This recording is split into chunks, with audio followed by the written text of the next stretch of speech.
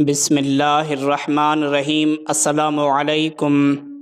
حضرت ام ہانی رضی اللہ تعالی عنہا سے روایت ہے کہ جب حضور صلی اللہ علیہ وآلہ وسلم کو معراج ہوئی، آپ صلی اللہ علیہ وآلہ وسلم میرے گھر میں آرام فرما تھے۔ عشاء کے وقت آپ صلی اللہ علیہ وآلہ وسلم نے نماز پڑھی اور آپ سو گئے اور ہم بھی سو گئے۔ صبح کو ہمیں حضور علیہ الصلاۃ والسلام نے بیدار فرمایا اور ارشاد فرمایا، اے ام ہانی، میں آج رات سویا، پھر مجھے جگایا گیا اور میں مسجد اقصیٰ گیا، وہاں نماز پڑھائی وغیرہ۔ آپ صلی اللہ علیہ وسلم یہ فرما کر باہر کی طرف چل دیے۔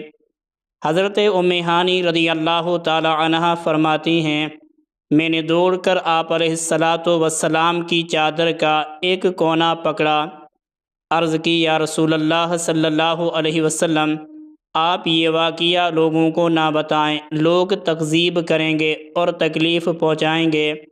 اب حضور اکرم علیہ الصلاۃ والسلام نے چادر مبارک کا پلہ چھڑایا اور باہر تشریف لے گئے۔ اس وقت آپ علیہ الصلاۃ والسلام کے سینے اطہر سے ایک ایسا نور نکلا جس سے میری آنکھیں چندیاں گئیں۔ میں اب سجدے میں گر گئی اور جب سر اٹھایا تو آپ صلی اللہ علیہ وسلم باہر تشریف لے جا چکے تھے۔ حضرت ام ہانی رضی اللہ تعالی عنہا کی ایک حبشی لونڈی تھی، اسے باہر بھیجا تاکہ دیکھے کہ حضور صلی اللہ علیہ وسلم کیا ارشاد فرماتے ہیں۔ لونڈی پیچھے گئی اور آ کر بتایا کہ جب حضور اکرم صلی اللہ تعالی علیہ وسلم مسجد حرام میں داخل ہوئے تو ابو جہل ملا اور بطور مذاق کہنے لگا کہ آج بھی کوئی نئی بات ہے؟ آپ صلی اللہ علیہ وسلم نے فرمایا، ہاں، آج رات میں نے معراج کیا ہے۔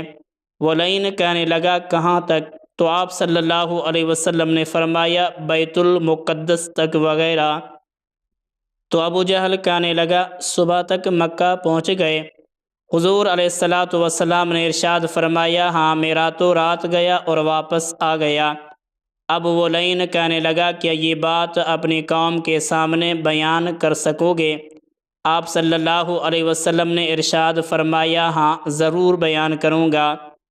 اب ابو جہل قوم کو بلا کر لے آیا اور جب لوگ جمع ہو گئے تو حضور نبی کریم صلی اللہ علیہ وسلم سے ابو جہل کہنے لگا، جو واقعہ آپ نے مجھ سے بیان کیا ہے لوگوں کے سامنے بیان کرو۔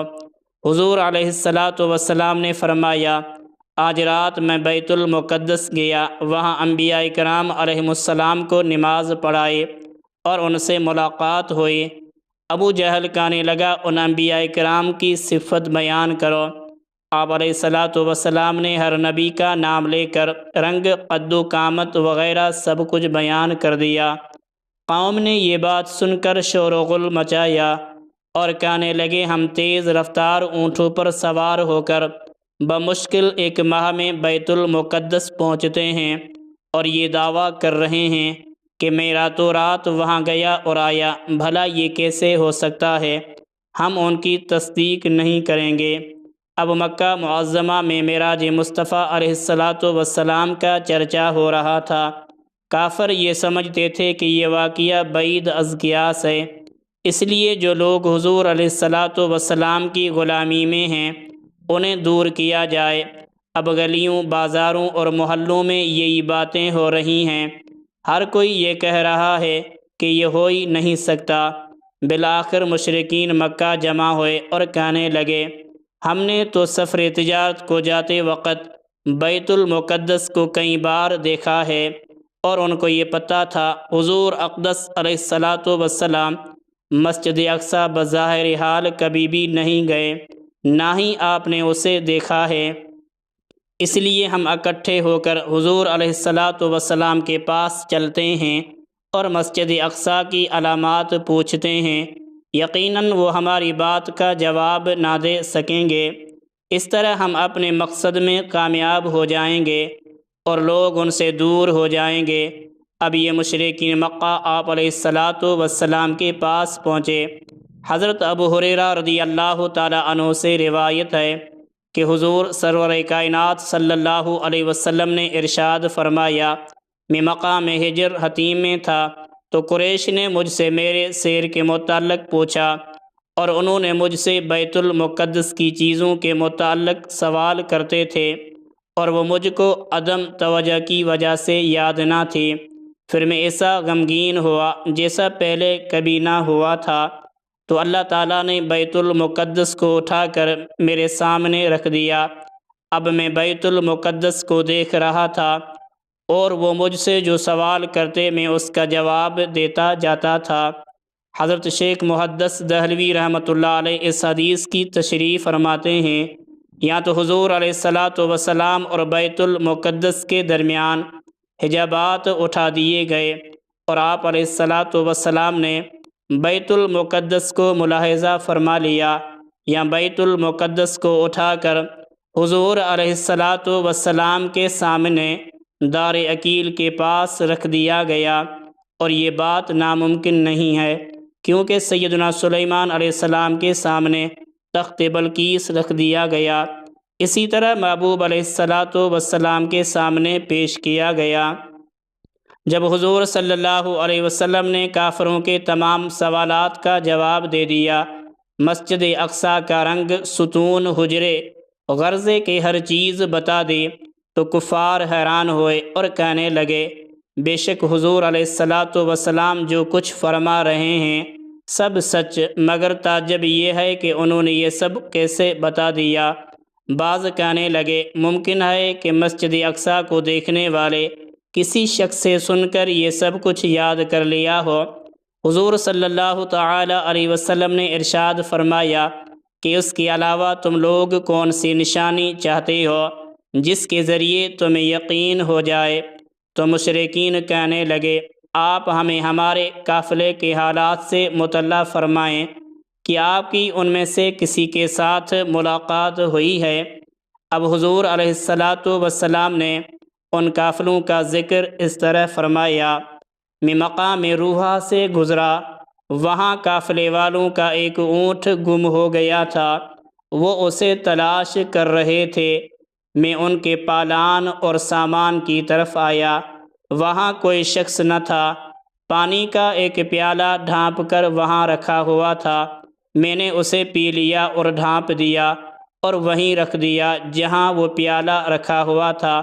وہ قافلہ بدھ کو سورج غروب ہوتے ہی یہاں پہنچ جائے گا، پھر تم لوگ ان سے پوچھ لینا کہ جب تم لوگ گمشدہ اونٹ کی تلاش سے واپس آئے تو تم نے پانی کا پیالہ خالی پایا یا نہیں، اور یہ بھی ان سے پوچھ لینا کہ جب تم گمشدہ اونٹ تلاش کر رہے تھے تو تم کو کس نے پکار کر کہا تھا کہ تمہارا اونٹ فلاں جگہ ہے، اور حیران ہو کر کہہ رہے تھے، ملک شام میں یہ محمد صلی اللہ علیہ وسلم کی آواز کیسی ہے؟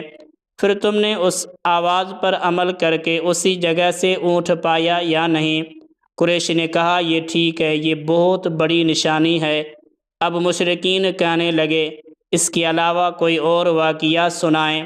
تو حضور علیہ الصلاۃ والسلام نے ارشاد فرمایا، مقام ذی مروہ پر دو آدمی ایک اونٹ پر سوار تھے، ان کا اونٹ براق کی تیزی کی وجہ سے کودا اور بھاگنے لگا، یہاں تک کہ دونوں سوار گر گئے اور ایک کا ہاتھ کلائی سے ٹوٹ گیا۔ بدھ کے دن ٹھیک دوپہر کے وقت یہ قافلہ بھی مکہ پہنچ جائے گا، ان لوگوں سے دریافت کر لینا۔ اب مشرکین کہنے لگے، کسی اور قافلے کی حالات بھی سنائیں۔ حضور علیہ الصلاۃ والسلام نے ارشاد فرمایا، میں مقام تنعیم سے گزرا تو وہاں ایک قافلہ تھا، اس قافلے کے آگے آگے خاکستری رنگ کا ایک اونٹ چل رہا تھا جس پر دو دھاری بورے لدے ہوئے تھے۔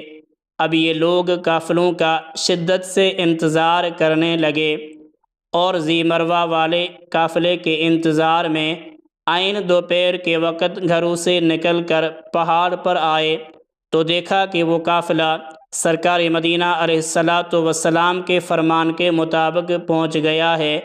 لوگوں نے ان سے پوچھا، کیا تمہارا اونٹ بھاگا تھا اور ہاتھ کلائی سے ٹوٹا تھا؟